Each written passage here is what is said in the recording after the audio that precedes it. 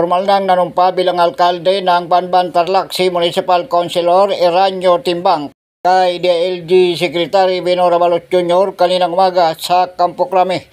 Ito'y makarang i-dismiss bilang Banban Tarlac Mayor si Alice Guo na sangkot umano sa puguhab ni Ombudsman Samuel Martinez. Tatayo manong mayor si Timbang sa loob ng 3 buwan. Paliwanag ni Abalos, si Timbang ay absuelto sa desisyon ng ombudsman dahil sa lack of merit sa koneksyon sa pugo. Tumutol din umano ito sa paglalabas ng permit sa puguhab sa nabanggit na bayan. Ani Abalos, pag-aaralan pa kung paano pupunan ng iba pang pwesto na nabakante sa lokal na pamahalaan base sa 25 pahinang kautusan na inilabas ng ombudsman. Napatunayan umano na guilty si Guo sa grave misconduct.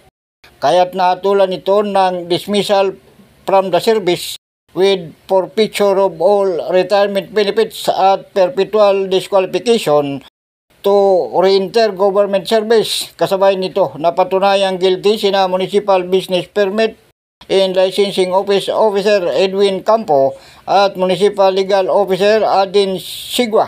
Kasama ang 10 iba pa sa conduct prejudicial to the best interest of service na may kaukulang parusa na 3 buwang suspension. Susunod na gagawin po namin, what is important is there should be no disruption of government functions.